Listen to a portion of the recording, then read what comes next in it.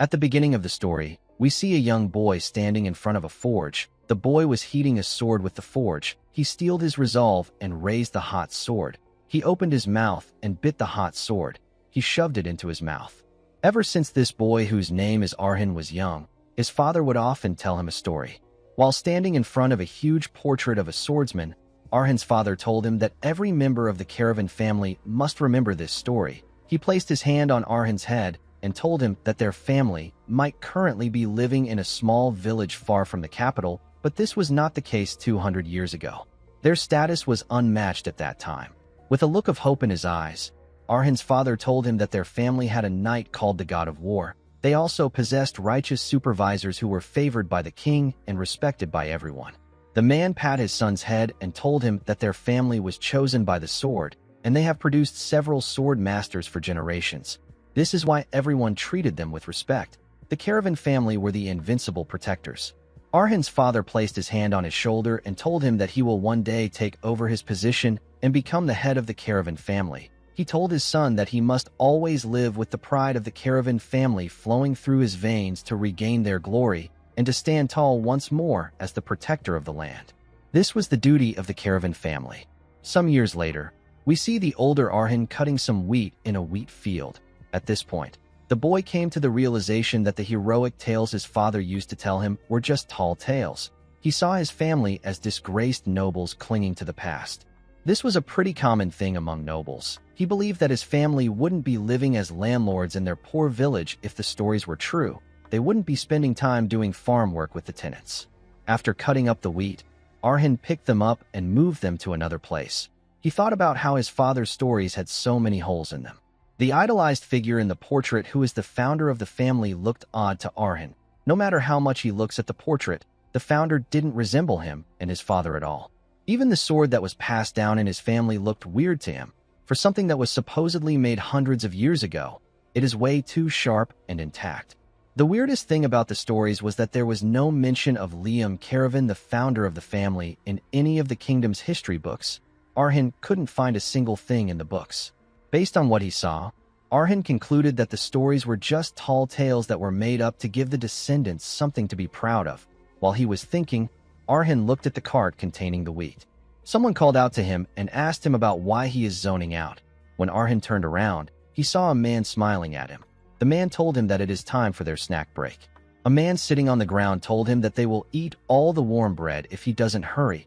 An elderly man told him that he will eat it by himself. Arhan asked them to wait for him. A woman hit the elderly man in his back to stop him from choking on the food. Our boy smiled when he saw this. He asked himself if it matters that the caravan family is not a great family. Everyone there welcomed him, and he loved this place because he got to live with the people there. This was the caravan that Arhan wanted. He loved the way things were.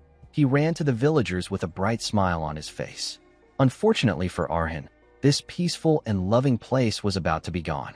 Later in the evening, Arhan got on a horse and told the villagers that he has harvested enough for today. He informed them that he is heading to the market in the neighboring town.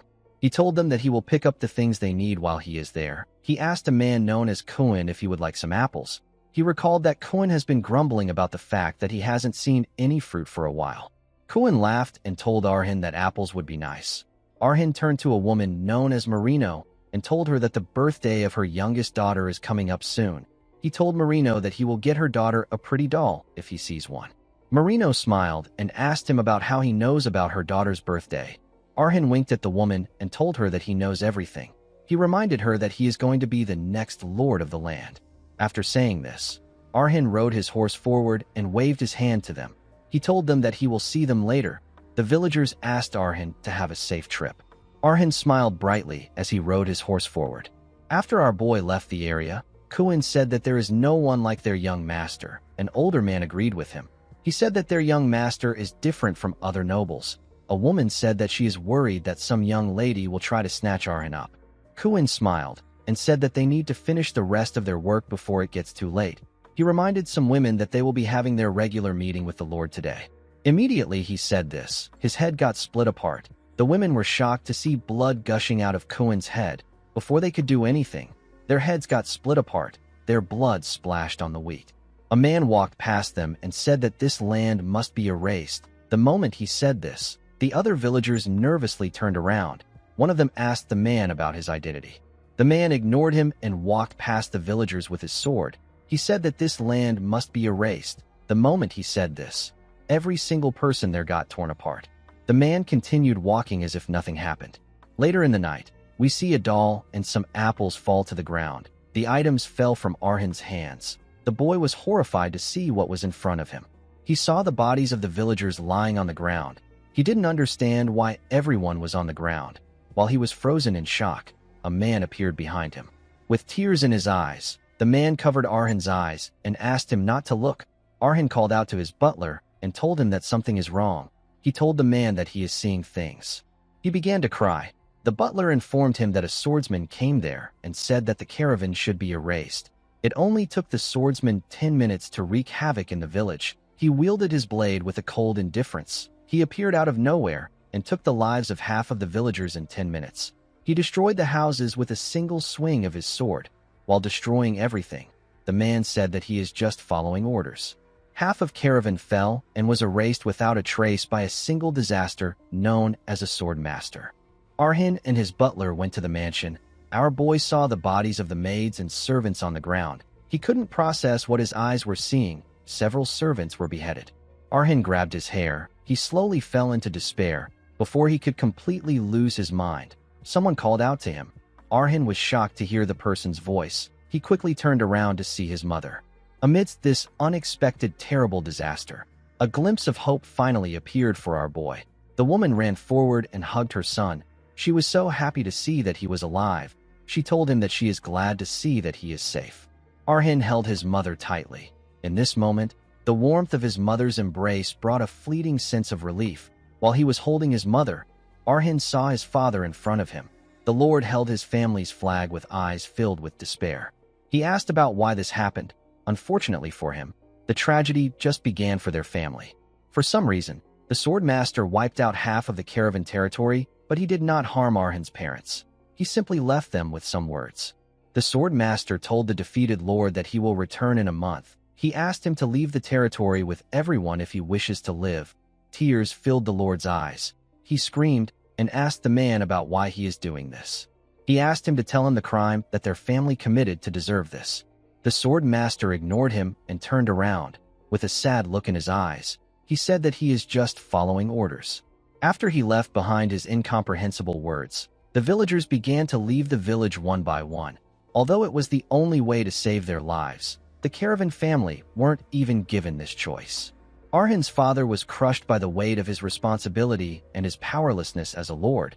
His mind broke. He began to hit his head on a wooden board.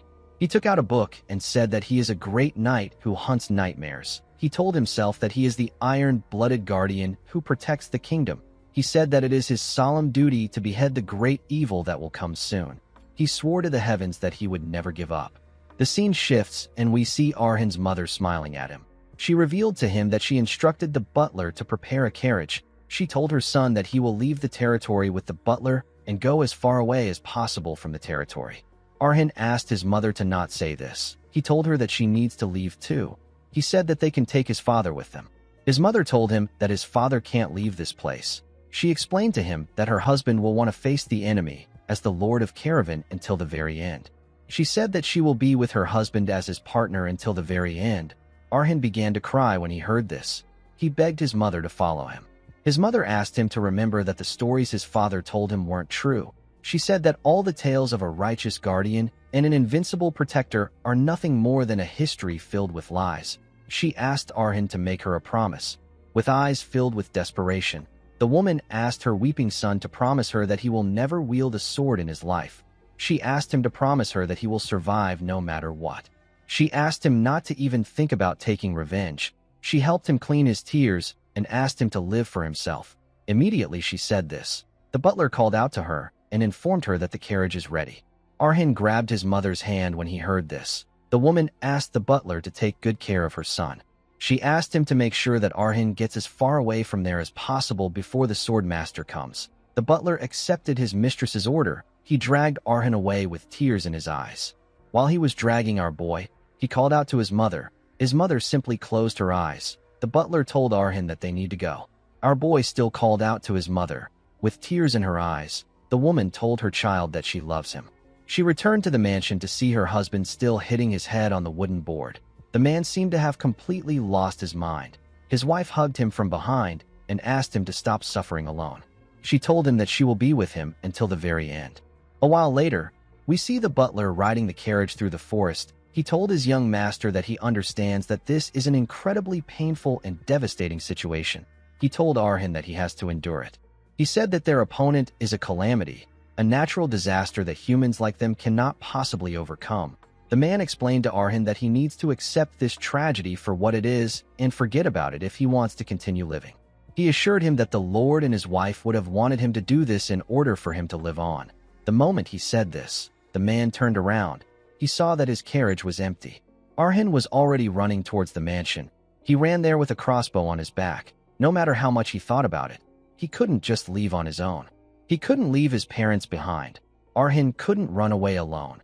Although the mysterious man was called a calamity, Arhin still believed that a sword master was still just a man. He told himself that the sword master is a man who will die if an arrow pierces his heart. Our boy spent the last month preparing a deadly poison. He was certain that he will be able to protect his parents if he can hit the sword master with his arrow. The moment he arrived at his mansion, Arhin saw something horrifying. He saw his father's head tied to his family's flagpole. The sword master stood next to the body of Arhin's mother. He told our boy that he is foolish. He turned around and asked him if he has come to embrace death, even though he granted him mercy. Arhin screamed out in pain. He saw his mother's body lying on the ground. Tears filled his eyes. He raised his crossbow and screamed out.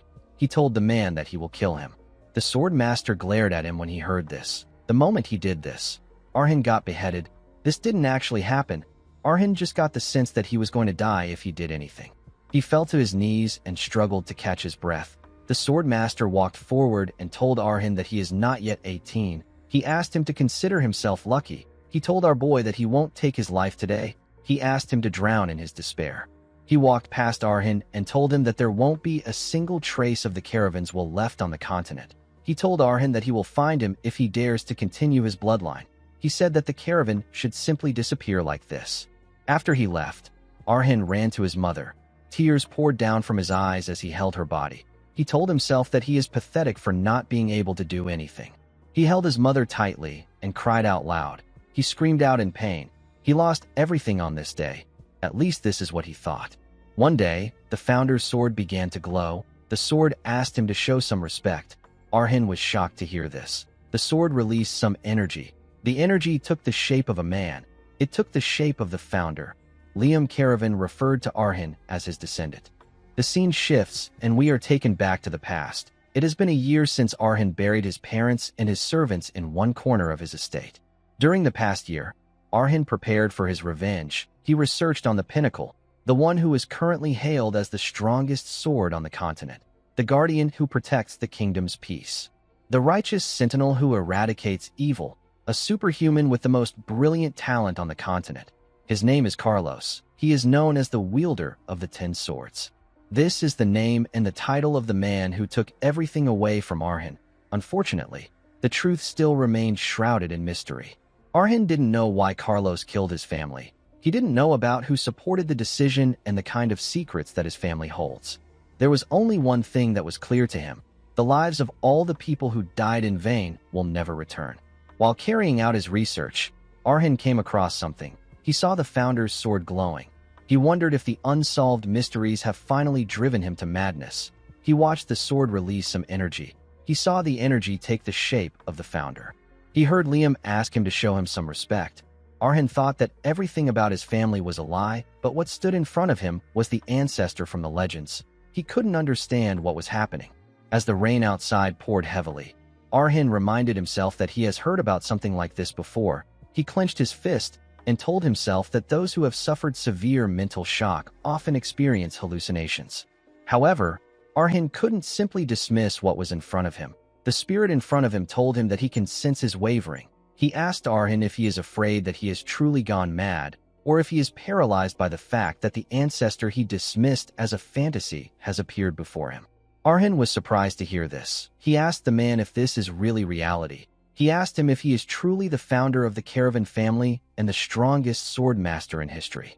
He asked Liam to tell him why he is just appearing to him now if he is truly the person from his father's heroic tales. As lightning struck, Arhan asked Liam to tell him why he is coming now after all this time. He grit his teeth out of anger and glared at Liam.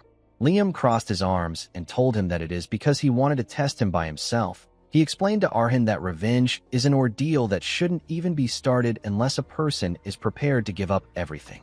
Due to this, Liam watched our boy every single day for the past year. He told Arhan that he must also recognize that he has no talent. Despite the fact that our boy has no talent, his obsession never allowed him to let go of his sword even for a single day. Also, his will never wavered even for a single moment.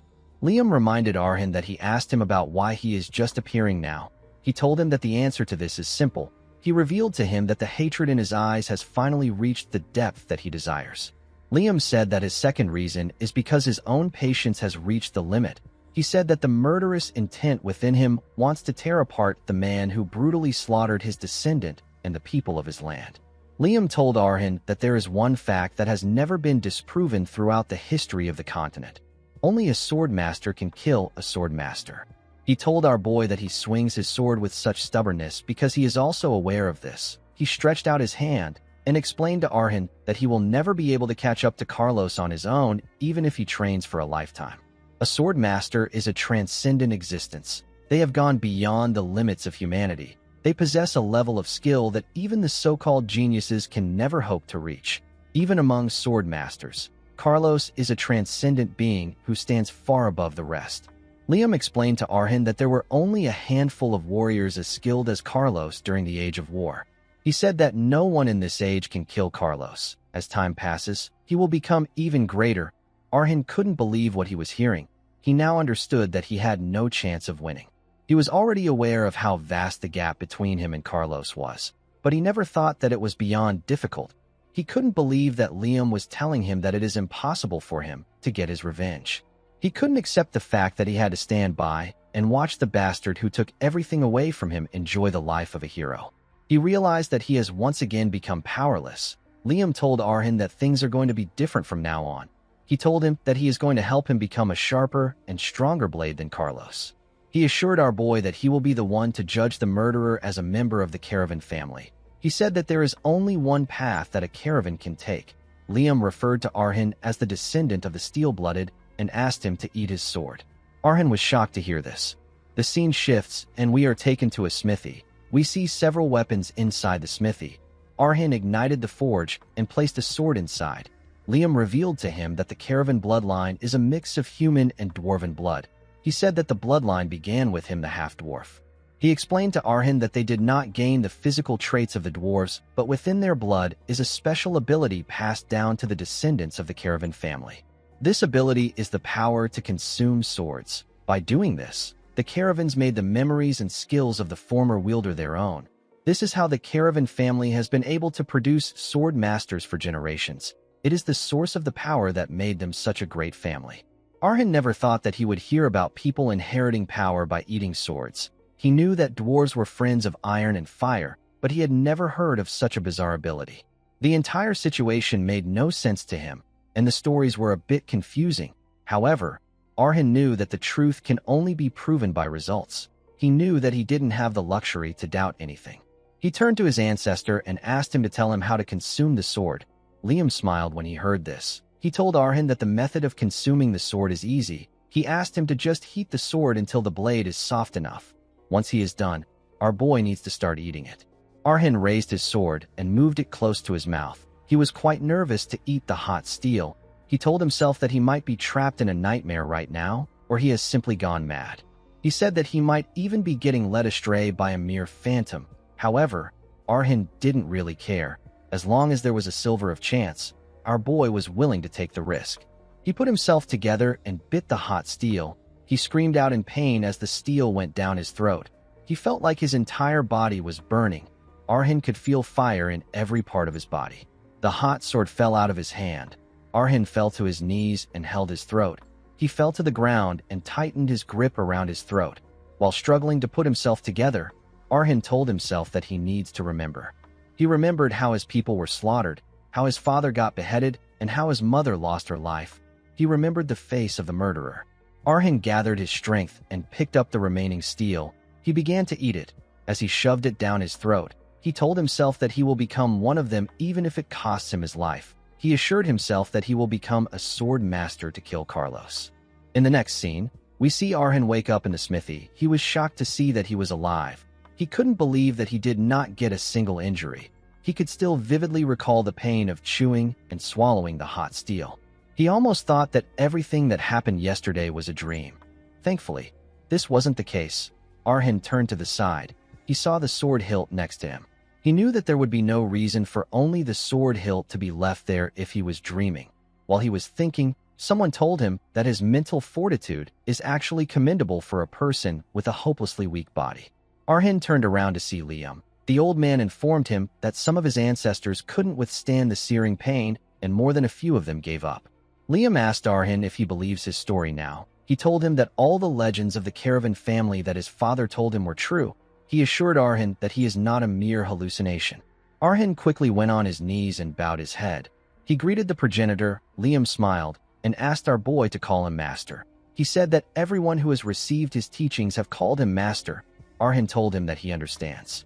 He raised his head and asked Liam if he inherited his great power just like his father said. He reminded Liam that he mentioned that he could gain power by simply consuming swords. He told his master that he can't feel that much has changed. Liam cleared his throat and told Arhin that they have a little problem. He told him that the problem comes from him. Arhin asked him about what he means. Liam explained to him that his original plan was to have him eat his beloved sword and raise him to the level of a sword master. However, this didn't happen because his blood might have thinned over the generations. Liam explained to Arhin that he still inherited the ability to consume swords, but the ability to digest the power contained within the sword seems to have weakened considerably. Liam told our boy that it is impossible for him to fully digest the essence of his sword in his current state. Arhin was shocked to hear this. He put himself together and told his master that he understands. He said that he knows he is telling the truth. Liam asked Arhin if this is all he has to say.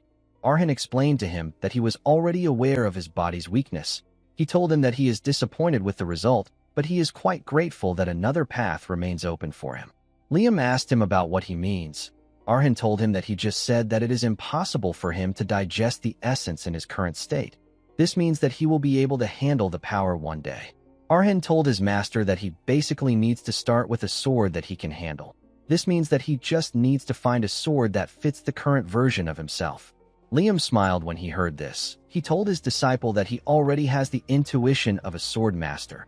He told him that they need to get a worn-out and well-used sword. He asked Arhin to guide him to an area where old shabby weapons are abundant. He told him that he will pick a weapon for him. Arhin took his master to a place filled with thousands of items. Liam said that the place is pretty gloomy. He told Arhin that necromancers would love a place like this. Arhin revealed to him that all the old things from the slums are gathered there. It contains worthless scrap metal and unusable weapons. Our boy told Liam that there is no place more suitable than this to seek a sword that meets his condition.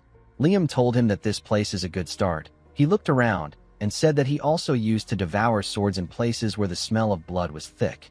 The swords were held tightly by the fallen soldiers. The axes were covered in mud and blood. There were spears with broken shafts rolling on the ground. Liam said that he ate everything with all his might. He did this to grow stronger and survive. With a crazy look in his eyes, Liam said that this place reminds him of those times. He told his disciple that they clashed without end to guard the sparks of life. They acquired several wounds. Some died on the same day, and others lived to see tomorrow. Living in those days was a battle. In the midst of those struggles, countless lives were inevitably extinguished without trace. And yet, a select few leave behind a dazzling single point of light. Immediately he said this. Liam found a weapon. He pointed at it and asked his disciple to take it. He told Arhin that he must devour this thin weapon as his second sword. 1 month later, we are taken to the Caravan mansion. We see some men walking in the mansion. The men assumed that the place was abandoned. They didn't see a single person in the mansion and in the village. One of them suggested that a warlock might have used the mansion to experiment on living beings before. His comrade disagreed with him. He told him that they would have died immediately they stepped into the mansion if it was owned by a warlock. He said that some fallen noble is probably hiding there. He asked his comrade if he can't tell that the place reeks of the smell of the rich. The men sat down and laughed. They said that their luck has finally turned around. They believed that their job was going to be easy. One of them found an item while looking around. He informed his comrades that the daughter of a noble stays there. He raised the dress he found and told his comrades that there is a whole pile of fine women's clothes that are freshly washed. The man smelled the clothes and told his comrades that the scent is truly different. The bald one among them smiled like a lunatic and said that they will be able to have another kind of fun if they play their cards well. The men quickly gathered around to sniff Arhin's mother's clothes. Someone asked them to stop. The men quickly turned to the person. The person turned out to be Arhin. Our boy told the men that his mother liked things being tidy. He said that she truly hated it when her belongings were a mess. He asked the men to put down the dress and have a conversation with him. The men were surprised to hear this. They were relieved to see that the person who asked them to stop was a young boy. One of them said that he could be the son of the mansion's owner. Arhin asked the men if they came to seek food or simply get a place to stay. He asked them to give him an answer. He told them that he is willing to accept them as guests if it is for one of these reasons. The bald man was annoyed to hear this. He asked Arhin if he has lost his mind. He said that nobles have no common sense. He told our boy that he should have stayed hidden quietly. He asked him about why he crawled out to make a fuss. Arhin closed his eyes when he heard this. The man charged at him and asked him if he is eager to die. Arhin opened his eyes when he heard this. Something in him got activated. He stabbed the man in his stomach with a very thin sword before he could touch him. The man spat out some blood. Arhin told him that he now understands that they are intruders, not guests. The scene shifts, and we are taken to the past. We see Arhin staring at a furnace. He asked his master if this is really the sword he is supposed to eat. He said that it looks more like a needle than a sword. He told Liam that the sword looks like it will snap if he tries to cut something with it. Liam told him that this is expected. He explained to Arhin that the sword was never meant for slashing foes, nor is it for crushing them. He told him that it is a weapon forged for a single purpose, in a decisive battle where life and death hang in the balance. This sword is meant for piercing through the enemy's vital points to end their life. It is a sword that is used to thrust. Arhin didn't expect to hear this. He carefully looked at the sword. He didn't think that it was only made for thrusting. He believed that it would have been better for him to get a sturdier and more familiar weapon. Liam told him that he can tell that he believes a spear would be better.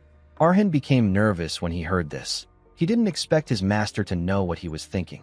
Liam told him that his doubt isn't completely wrong.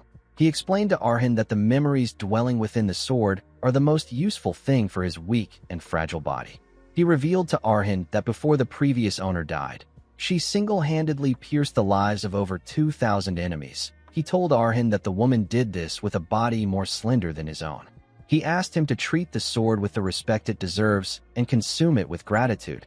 He said that the weight of the sword may be light, but the life that dwells within it is immeasurably heavy and solemn. Liam told his descendant that there is much for him to gain from inheriting the woman's memories. As he spoke, Arhin put the sword into the furnace. The scene shifts, and we see a young girl saying that the last thing she remembered as a child was a burning mansion. When the girl who was barely 10 years old opened her eyes, many things had changed. Her parents had been reduced to ashes in the inferno. Their bodies were unrecognizable. The girl herself woke up with a scar on her face. When she heard that she was the only one who managed to survive, the girl softly said that she wished she had died with her parents. After losing everything in an instant, the child was sent to live in an old orphanage. This orphanage worshipped the goddess of fire. The day the girl learned that the orphanage was a place that considered fire to be the salvation, she was dragged down to rock bottom again. She who had lost everything to fire had to live in a place that saw fire as salvation. The girl realized that she still hadn't escaped the flames. The days that followed were horribly peaceful. While she was trying to pray in the church, some women gossiped about her face. One of them asked her friend if she knows why the girl's face is like that. Her friend told her that the girl was cursed by their goddess. Another woman was surprised to hear that her scar is a mark of a curse. Her friend said that this must be the reason why she feels disgusted every time she sees it. The woman said that the little girl is creepy and disgusting. Someone even called her a monster. As she heard these words, the girl wished that she was dead. Every day, she prayed for death to come for her, so that she could escape the fire that consumed her face that day, and to escape the fire of hatred that surrounds her when she opens her eyes. The girl wished for death until a certain day came. When she thought about that day, the girl realized that the man's swordsmanship was quite rough and crude, but it possessed a beauty that was more than enough to make her forget the hell that filled her mind, even if it was just for a moment. The man's name is Hikal. He was an old swordsman and a former wandering knight who had worked in the orphanage for a long time. Normally, the girl wouldn't dare say a single word to an old man with such a harsh face, but she decided to take her first step towards wanting to live. She walked out of the shadows and asked Hikal to tell her how she can become like him. She told the man that she wants to learn from him. Hikal carefully looked at the girl whose name is Mary. He told her that his swordsmanship won't be of much help to her in life. He told her that a blade will only end up hurting a girl like her. He begged her to go back to her room. Mary gently touched her face. She clenched her fist and told the man that no fire would be able to scare her again if she can learn this. Mary's sincerity seemed to touch Hikal's heart. The man placed a barrel of swords in front of her and asked her to choose one. He told her that he will teach her if she can swing the sword. Mary carefully looked at the swords. She asked Hikal if she has to be able to swing the sword. Hikal asked her if there is anything else she can do if not this. Mary took out the needle sword and pointed it at the man. She told Hikal that she will become whatever she needs to be as long as she can fight back. This was Mary's first thrust. The scene shifts, and we are taken back to the present. We see the bald man falling to the ground after getting stabbed by Arhin. His comrades were shocked to see what happened. With a shaky tone in his voice, one of them said that this is a joke. Arhin swung his needle sword to remove the blood off it and told the men that there is no point in talking anymore. Liam watched him from behind. He thought about how he had only taught Arhin one thing for the past month. He taught our boy a physical training method that would allow him to run for hours without getting tired. He didn't teach Arhin any swordsmanship, and yet Arhin was able to pull off a clean thrust. Liam realized that his young descendant was properly digesting the sword. He watched Arhin take a stance. He wanted to see how he will take his first steps as a caravan. The bald man got pierced in a place that a person can only reach by precisely aiming between the ribs. He got attacked in his lungs. Someone like Arhin, with absolutely no skill or experience with a sword, could never perform such a precise thrust. Yet there was only one reason why this was possible. He got the memories of the owner of the needle that he consumed a month ago. He got Mary's memories. The scene shifts, and we are taken to the past. We see Mary talking about how Hikal taught her many things after the day she picked up the sword. The man taught her how to stand straight and hold a sword, how to fight, and even how to survive. Although it wasn't a systematically established theory, Hikal's swordsmanship contained the romance and freedom that he gained while living as a wandering knight. For a girl who feared fire, Hikal's swordsmanship was beautiful beyond compare. It carried a quiet toughness. The older Mary decided to name the swordsmanship Hikal's blade. She loved it with all her heart. A few years later, we see a sick Hikal lying on the bed. He told Mary that a day will come when she has to leave this place. Mary held his shaky hand. Hikal asked her to go out into the wider world when she leaves this place. He told her that this is the last thing he will leave to her. He said that it is his final lesson. He carefully looked at his weeping student and told her that he is glad that she is there at the end of his journey. After saying this, Hikal passed away. Mary bowed her head and thanked him for everything. She asked him to rest in peace. After Hikal passed away, Mary left the orphanage and went out into the world. Before long, Mary made a name for herself as a fairly well-known mercenary. Maybe it was because she used a peculiar sword that was as thin as a needle, or maybe it was because it was rare to see a young woman in this line of work. People began to call the woman the sewing gypsy. The scene shifts, and we are taken back to the present. As Arhin took a stance, he realized that this was the digestion his master spoke about. He noticed that Mary's memories were flowing into his mind. They were speaking to him. The bald man on the ground quickly began to beg Arhin. He begged our boy to spare him. Unfortunately for him, Arhin didn't listen to his plea. He stabbed the man in his neck and said that he put an end to things in a clean manner. Immediately he said this, he realized that this was his first time killing someone. However, despite this being his first time, our boy felt no emotions at all. All he could see was what remained in front of him. He knew that he was only able to get an opening before because the man underestimated him. But now, he is outnumbered. Arhin knew that he wouldn't have the same luck as before. He was certain that his enemies also knew about this. He didn't understand why they weren't charging at him when they have the advantage in numbers. Liam revealed to our boy that the men are scared. He said that they have a good reason to be terrified. He explained to Arhin that the movements he just showed weren't something that a beginner would do. The men were shaking. They wondered about what they should do. Liam explained to Arhin that a moderate amount of fear helps one to survive, but excessive fear clouds one's judgment. It makes the enemy before them seem bigger than they really are, and it tricks them into believing that the enemy is a much more powerful being.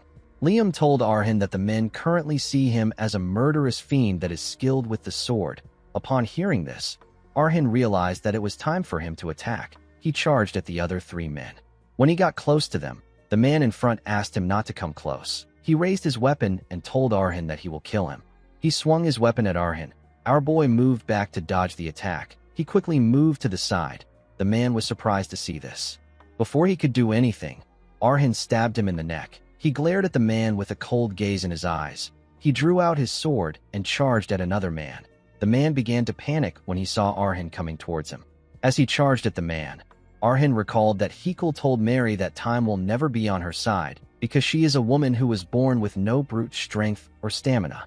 Therefore, on the first or second attack, Mary needs to pierce her enemy. The scared man thrust his spear at Arhin. Our boy jumped over the man to dodge the attack. He landed next to him and used his sword to pierce the man's arm. The man screamed out in pain.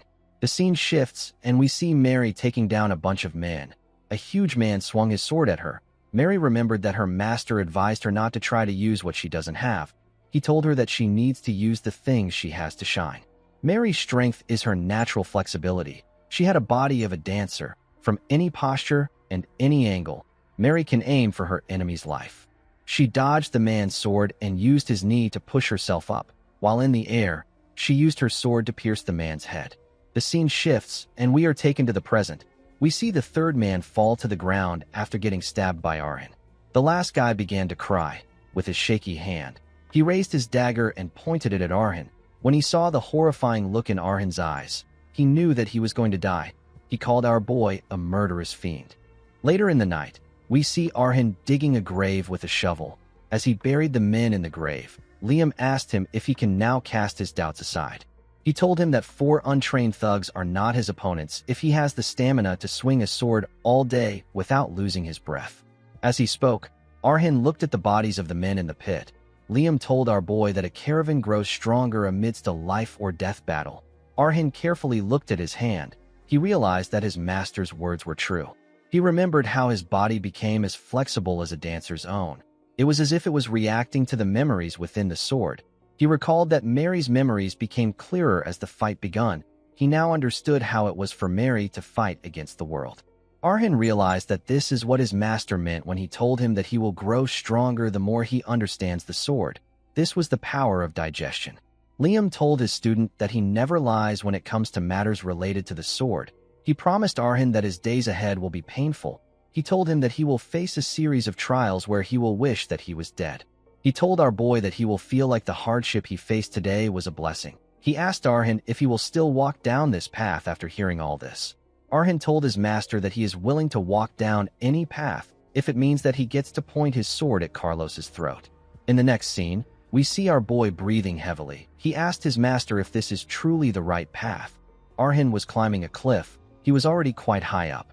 Liam asked our boy about where the look he had last night went. He asked him if his doubts have returned. He said that his doubt is actually one of his strengths. He told Arhin that he has always been this way ever since he was young.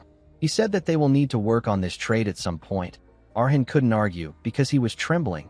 Liam told him that he will answer his question. He reminded Arhin that the path of a swordsman is broadly divided into 5 stages. The path begins with the sword beginner. Sword beginners who have talent reach the realm of sword walkers. Sword walkers who establish themselves as strong and become the linchpin of the battlefield reach the realm of sword runners. The hero who can overturn the tide of battle alone is the sword expert. Finally, there are those who reign above all swordsmen. They are revered as gods. They have achieved the mind sword. They are known as sword masters. Liam asked Arhin about where he belongs on this list. Arhin told him that he knows he wants a bold answer. He said that he knows his own level well. He said that the prerequisite for becoming a sword master is wielding mana, and to wield mana, one needs a vessel to store it. This vessel is a second heart. A person needs to form a mana heart to use mana. Since he hadn't formed a mana heart yet, Arhin said that he doesn't qualify to be a sword beginner. Liam told him that he is well informed. He smiled and told his descendant that he has not even entered the path of the sword. He told Arhan that he is a novice among novices. As he watched Arhan struggle to hold on to a rock, he explained to him that this training is meant to guide a novice like him onto the path of a beginner so that he can form a mana heart. Arhan was shocked to hear this. He asked Liam if he is going through all these risks just so that he can form a mana heart. Liam didn't expect this reaction from Arhan. Our boy asked him if he really brought him to a place like this where he could actually die just to form a mana heart. He explained to Liam that times have changed. He revealed to him that a person can get a mana heart by just drinking an alchemist's potion or by having a walker-level knight infuse mana into him to awaken his senses and form a mana heart. This is why even noble ladies who only learn swordsmanship for self-defense can easily form a mana heart. As he struggled to hold on, Arhan asked his master to tell him why he went off an easy path and chose this method. He grit his teeth and said that he doesn't understand. Liam agreed with Arhan that the formation of a mana heart is not a difficult task. He told him that there is no reason why he can't make a mana heart the normal way. He reminded him that the blood of the caravans are imbued with the unyielding power of steel. In order to wield this mighty power, an equally tough vessel is needed. Liam told Arhan that an ordinary person's heart will not suffice. This is because the level one can reach with a human heart is still within the realm of humans. To reach the level of a sword master, there is only one thing our boy must have. Liam told Arhan that he needs something that wouldn't be scratched even if it clashed with the world. He told him that he needs a heart of steel. He told him that there is only one way for him to forge a heart of steel. He explained to Arhan that in order to make his body feel the need for a mana heart, he must endlessly push himself to the brink of death. Liam said that very few of his descendants have completed this training to the end. It is a very painful and terrible process. However, those who have endured the training to the end have all become sword masters. Liam asked Arhan if he is feeling a little motivated now.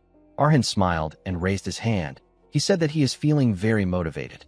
Liam smiled and told his young descendant that he never lies when it comes to the sword. He assured Arhan that the mana heart he will create will be completely different from everyone's own. The scene shifts, and we are taken to the Verdi region eastern village. The place is known as Campbell. Inside a bar, we see some men discussing. One of them asked the others if they have heard about the village to the west. This village is Caravan. His friend asked him if he is referring to the place where no one has been seen for a year. He asked him about why he is asking about the creepy town. The man said that a rumor has been going around that there is something in the western village. His friend asked him about what it is. The man said that he doesn't know. He said that a dangerous being is there. He told his friend that the thugs who set foot there have never been heard from again. Some rumors say that a monster wave that the Northern Watchers missed swept through the town. Others say that necromancers experimenting with magic are stationed there. The man told his friend that there are all sorts of things being said about the village, but they all lead to one conclusion. He said that everyone agreed that no one should set foot in the western village if they don't want to die. While the men were talking, a swordsman in the bar carefully listened to them. He picked up his cup and thought about the village where people die if they enter. The man coughed out heavily. He used his handkerchief to clean the blood he coughed out. He said that Caravan is a perfect place for him. After this day, Arhan began to hold on to the cliff with only his left hand. He dealt with more uninvited guests at his mansion, even on days where he was completely drained. On some days, he would experience terrible muscle pain from physical training. It was a struggle for him to even lift his arm. Yet Arhan didn't miss a single day of training. He pushed through with all his might. He continued his training for a month. Even after a month passed, Arhan was unable to form his mana heart through the absurd training. However, our boy could tell that a change was taking place in his body. One of the changes he noticed was that his senses became incredibly sharp. The scene shifts, and we see Arhan easily dodge a chain that was thrown at him. He was facing an intruder. The intruder's iron chain had an iron ball attached to it. He threw it at Arhan again. Before the chain could touch our boy, he bent his head and dodged it. He quickly charged at the man. It wasn't just our boy's 5 senses that became sharp. His judgment and concentration in dealing with situations greatly improved. It was incomparable to what it was before. Every time he wielded his sword, he could focus on a single point for a brief moment. It felt like time stopped for everyone except him. When the man saw Arhan getting close, he swung the other side of his chain at him. Arhan easily sensed the attack. It was as if time slowed down for him. He quickly bent his head to dodge the attack. He got a clear opening. The intruder was shocked to see Arhan below him. Our boy stabbed him several times. The man screamed out in pain. He was unable to move as Arhan delivered the final strike. The past version of Arhan and the current version of him only had one thing that was different between them. The difference is that Arhan can feel mana now. The scene shifts, and we see Arhan place the weapon of the intruder on his grave. There were other weapons in the graveyard that belonged to other intruders. After burying the man, Arhan began to meditate. He knew that he was only able to defeat so many people despite not having a mana heart or being a sword beginner because of the power of the needle. He found the power to be astonishing. As he carefully released some mana, Arhan asked his master about the kind of power he will possess at the next level. Liam found it odd that Arhan was impressed by something as trivial as this. He told him that he still has a long way to go before he is no longer a novice. He said that he will still answer him. He revealed to Arhan that once he forms his mana heart, become a sword beginner, and understand the depth of his current power, he and the owner of the needle will be on equal footing. He explained to Arhan that if he takes one more step forward through the path emitted from the mana heart, he will be able to enhance his physical abilities and construct a domain for offense and defense. He will enter the realm of superhumans and reach the level of a sword walker. Liam told Arhan that even though the sword walker is the very next stage after the sword beginner, he will realize how vast the difference is between the two stages the moment he enters the next stage. He asked Arhan if he has answered his question. Our boy told his master that he now understands. He said that he has one more question. He asked his master if the man who entered his territory recently and has settled there is a sword walker. This man was the swordsman from the bar. Liam told his student that his observation is correct. He explained to him that the man is on a completely different level from the trash he has dealt with so far. He asked Arhan about what he plans on doing. He told him that he won't last a single second in his current state. Arhan got up and said that he plans to observe the situation and prepare for the worst for now. He said that he has no other choice. Liam told him that he can choose to abandon this territory in order to avoid a fight that he can't win. With a sad look in his eyes, Arhan said that this is not an option for him. Although it had been so long since the town became desolate beyond recognition, it was still the only place that held everyone's memories. Liam carefully looked at his student. He knew that our boy was emotional. He asked him to grow stronger. He told him that in the Iron Kingdom, only the strong have the answer. He explained to Arhan that even his simple wish is nothing but greed and luxury for his current self. He advised him to dwell on and ruminate over the emotions he feels right now. He asked him to use his emotions as a driving force to obtain what he desires. He advised Arhan to feed on this trial and become as hard as steel so that no one will ever dare to laugh at his words. The scene shifts and we see someone pointing his sword at Arhan. Our boy wondered if it was because of the words his master uttered.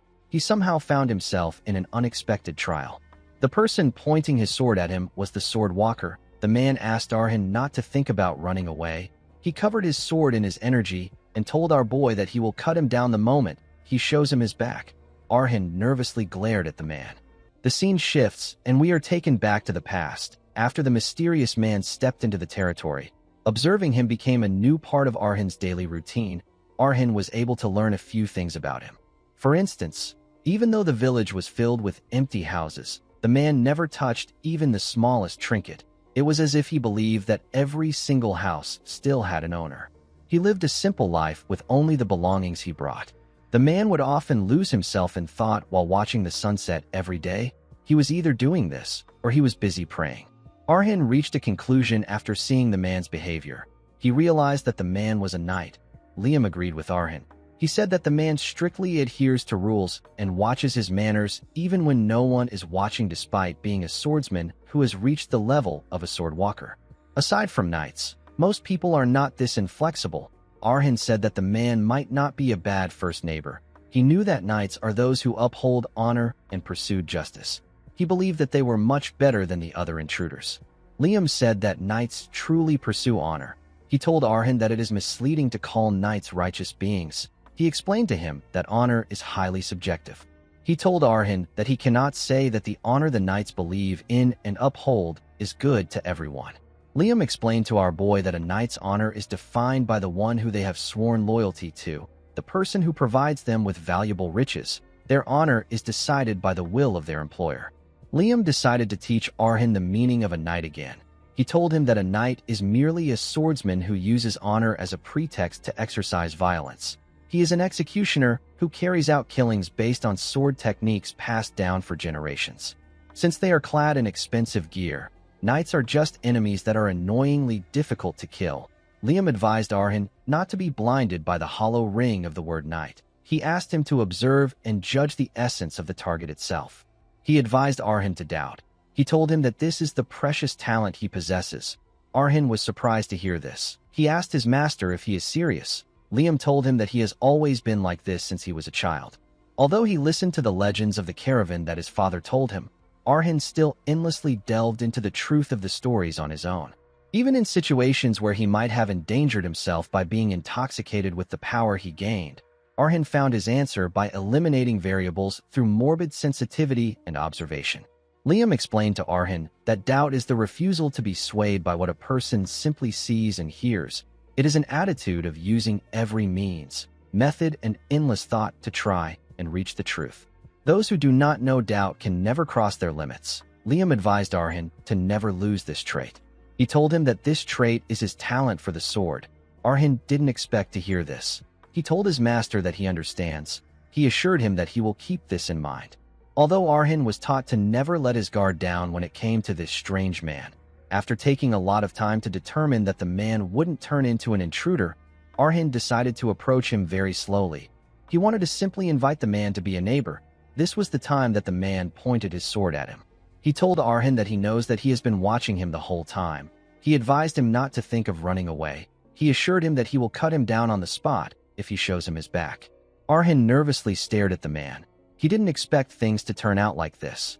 The scene shifts, and we are taken to the past. We see Mary thinking about how her nickname was more popular than she thought.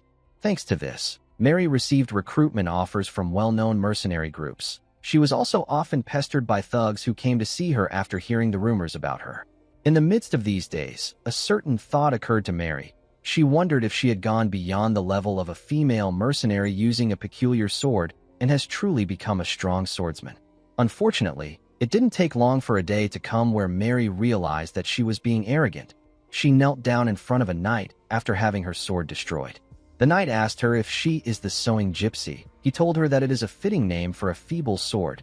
The knight could tell that she was proud of her own skills. He grabbed Mary's hair and asked her not to flatter herself. He told her that she is nothing but a lowly mercenary. He explained to Mary that he would have killed her on the spot if she wasn't a woman. He let go of her and told her that the only reason she survived today is due to the rules of the Red Hawk Knights. He said that the Red Hawks never take the lives of women and children. He asked Mary to spend the rest of her life being grateful for their chivalry. Mary grabbed her broken sword. She felt an immeasurable wall between herself and the man. Later, Mary found out that the man had reached the stage of a sword walker. The scene shifts, and we are taken back to Arhin. Our boy recalled that Mary was far stronger than him in the memories he has digested. He couldn't believe that someone like her was defeated without being able to lift a finger. Arhin could feel an overwhelming sense of death. It was more vivid than the time he was hanging on the cliff. Arhin wondered if this was why his heart's pounding was growing stronger. He noticed that he could see something. He could see the realm of a superhuman that was possible only from a sword walker and above. At this level, mana was sprayed outside the body like blood vessels. It allowed the knight to add his will to his offense and defense. Arhin saw that he got cut multiple times. He realized that this was the path of a sword walker. The knight asked him for his reason for watching him.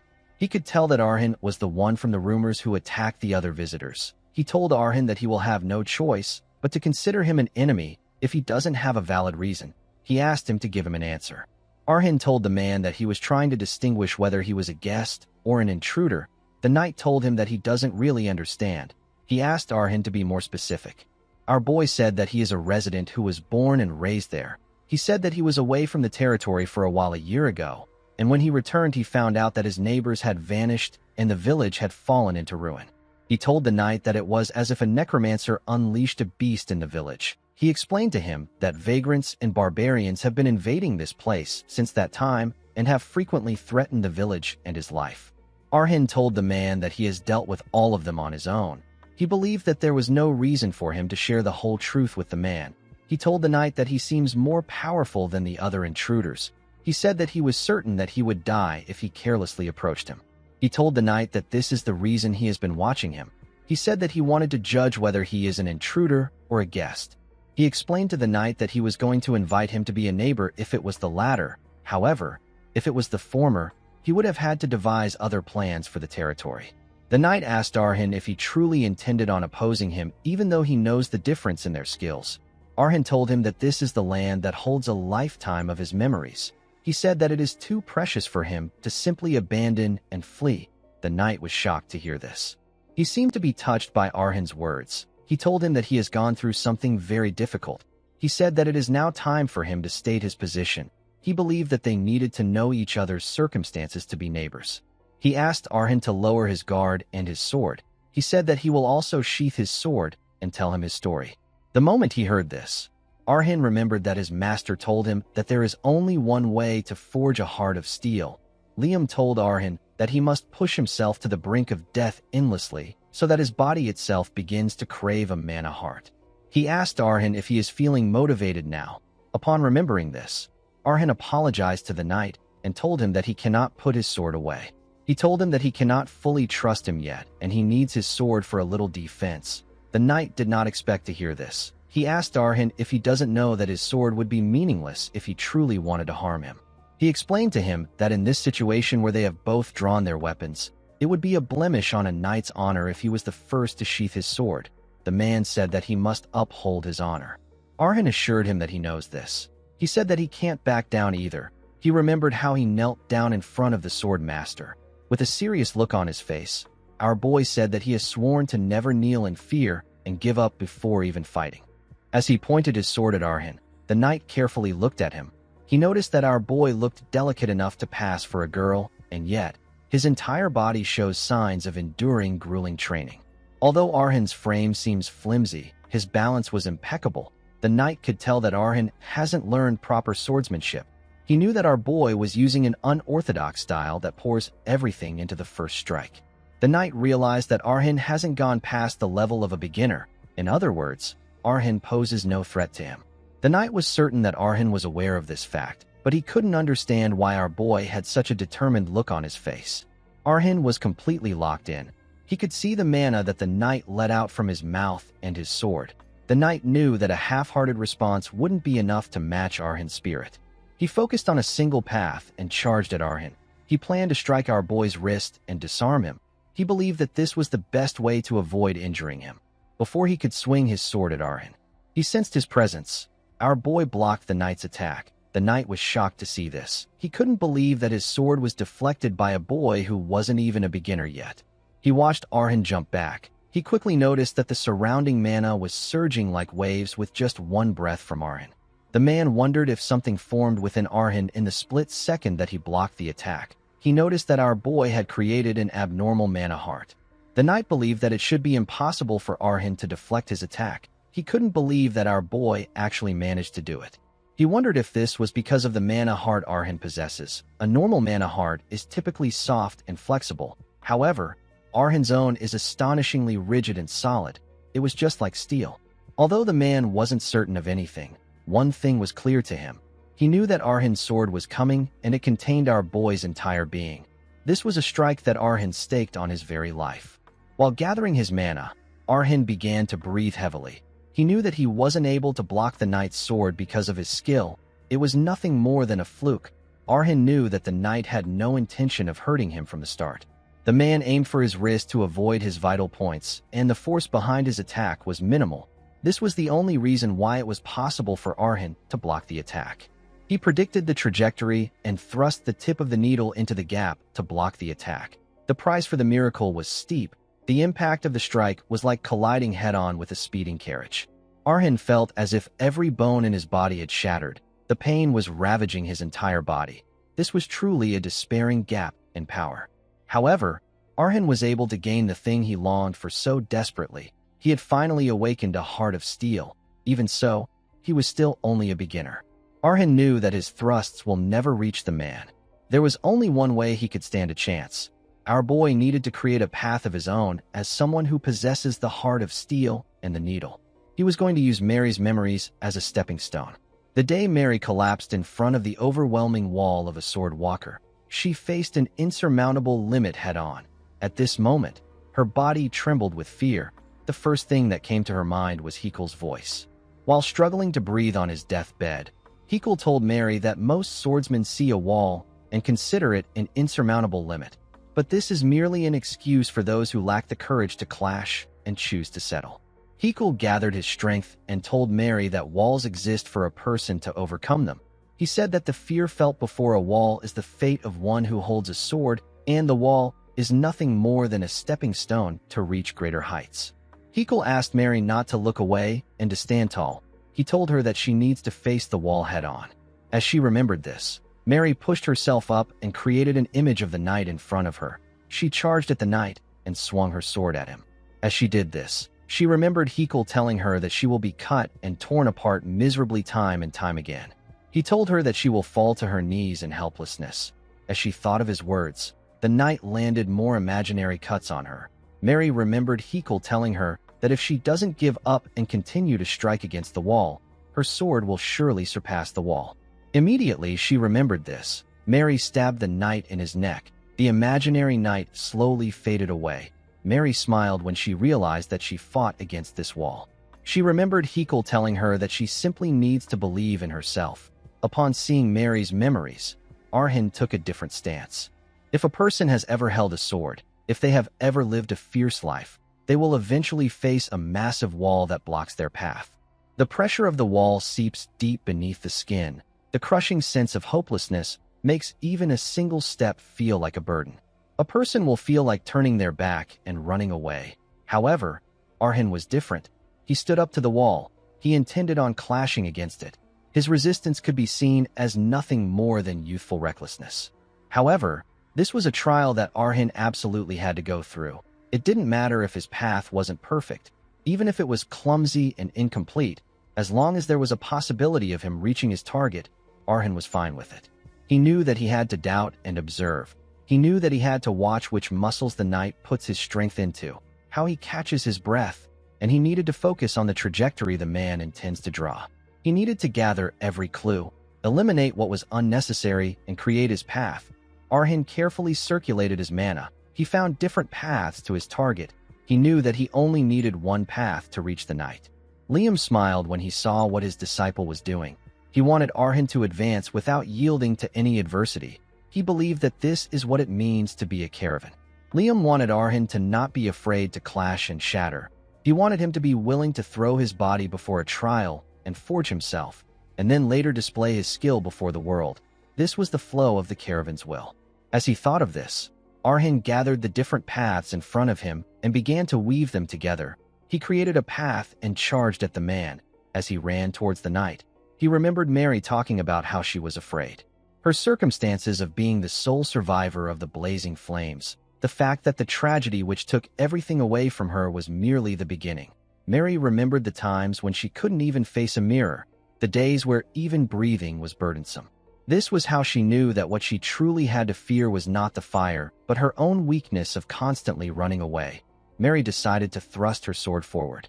She thought about how her daily life, her family, and her future was taken away by a world filled with fire.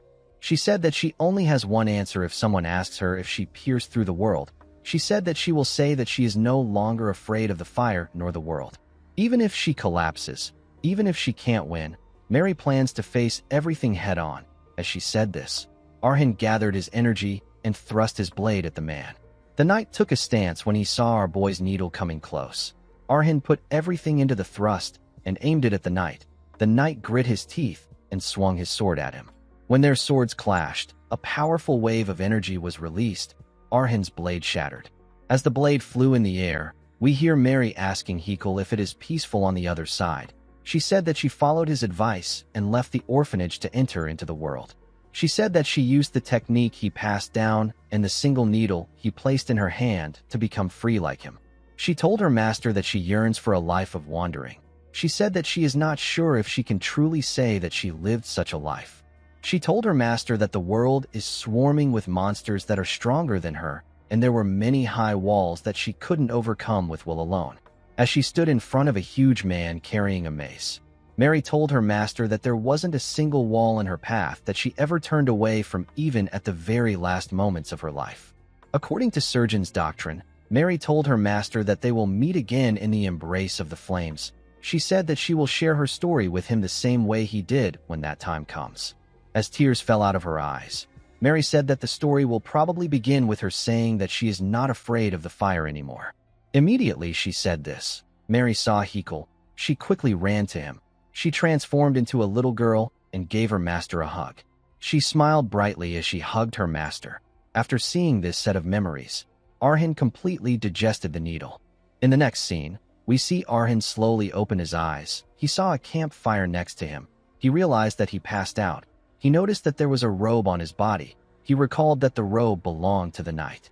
He saw his blade next to him. He realized that he failed to break through in the end. Arhin picked up his broken blade and held it tightly. Liam called out to him and advised him not to be disheartened. He told him that the fight was a struggle worthy of the caravan name. He smiled and said that something came along with the painful defeat. He asked Arhin if he has noticed it. He revealed to him that he has completely digested the needle. Arhin noticed that his muscles have become incomparably more flexible than before. His senses have also become as sharpened as that of a wild beast. Arhin felt as if he had become a veteran mercenary who has lived their whole life on the battlefield. He now understood his master's intention in choosing this sword. It wasn't just for its strength and technique. Liam wanted to show Arhin Mary's life itself. He wanted to show him the will that never gives up even in the face of immense danger. Liam wanted Arhin to understand Mary's indomitable spirit. Arhin wondered if his master couldn't just tell him about this from the start. While he was looking at Liam, the knight asked him if he has fully regained consciousness. Arhin quickly turned to him when he heard his voice. He jumped back to create some distance between himself and the man. The knight told him that he went to fetch some water. He didn't expect Arhin to react like this. Our boy was ready to fight him again. The man realized that there's still some misunderstanding between them that they need to resolve. Liam told Arhin that there is no need for him to be wary. He assured him that the knight is not the kind of person who would harm him. Although he said this, Liam knew that his student will still doubt the situation. The man told Arhin that he understands his reaction. He knew that it wouldn't be easy for our boy to lower his guard. He put his water bottle down and asked Arhin if he will lower his guard after he shares his story with him. He told our boy that he will tell him why he came there and why he cannot be a threat to him. Arhin noticed that the man grabbed his clothes. He asked him about what he is doing. The knight took off his shirt and decided to formally introduce himself. He told Arhin that his name is Patel. He said that he is a retired knight and a wanderer with nowhere to go. He revealed his damaged body and told Arhin that he is a terminally ill patient on the verge of death. He explained to our boy that high priests who have studied medicine their whole lives have confirmed his illness and told him that he has a month left to live. Patel said that he is nothing more than a sick man waiting for death. Arhin was shocked to hear what he said. The man asked him if he will listen to his story for a moment. After the brief commotion settled, Arhin and Patel had a conversation. Unfortunately, unlike his swordsmanship, Patel was not very eloquent. He often repeated himself and poured out his story and emotions incoherently. It wasn't a smooth communication, but to Arhin, this clumsiness felt like unadorned sincerity. Arhin was able to learn that Patel left the knighthood he was loyal to after being diagnosed with terminal illness. He became a knight who searched for a place to die. Patel said that he didn't leave the order for any grand reasons. He said that he just didn't want to be a burden while ending his breathless life. He told Arhin that he simply wishes to spend his final moments quietly on his own terms. Arhin didn't know what to say to the man. Liam told him that Patel isn't lying. He revealed to him that Patel's mana heart is being devoured by the illness even at this moment. Once it encroaches upon the mana heart and reaches his heart, Patel's life will come to an end. Patel stretched out his hand and asked Arhin if this is good enough for him to be his neighbor. Arhin carefully looked at his hand. He knew that it wouldn't have been easy for Patel to share his story. He stood up and shook Patel's hand. He thanked him for sharing his story and told him his name. He said that he is the last resident of this land which has lost its name and has been forgotten. He welcomed Patel to the neighborhood. Patel thanked him for his hospitality. As Arhin held Patel's hand, Liam carefully looked at him. He looked at our boy's mana heart. He knew that it was time for them to take the next step. He smiled when he thought of a certain location. He said that there is no better place than this place. A few days later, we see Arhin in a carriage. He was heading somewhere. He told his master that he still doesn't understand why they are doing this. He explained to him that he believed that he would instruct him in swordsmanship directly now that he was at the level of a sword beginner. He didn't think that his master would say that they needed to go to another place. He said that he is lucky that he doesn't have to worry about intruders disturbing the mansion thanks to Patel. He asked Liam if there is a need for them to travel this far. Liam let out a sigh and told Arhan that he still hasn't escaped the mindset of an ordinary person. He referred to our boy as his foolish descendant and asked him about how many times he needs to repeat something before he can understand. He explained to Arhan that caravans are different from anyone else in the world. He told him that the blood of steel flows in his body and conventional swordsmanship training doesn't really matter. Instead, Arhan needed to focus on the endless struggle that beats his body to its limits and the digestion of new swords. These were the things necessary for Arhan's growth. Liam told our boy that their current destination is the perfect place to look for these things. He said that it is a place where status or origin doesn't matter. It is where only those who covet flesh-plattering strife gather. It is a place for life-staking duels. Liam guided Arhan to a building. Inside the building, we see two people fighting.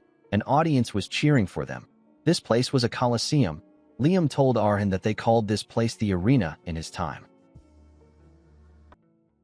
Guys, we have come to the end of our video. Did you guys like Mary's story? Let me know what you think in the comment section.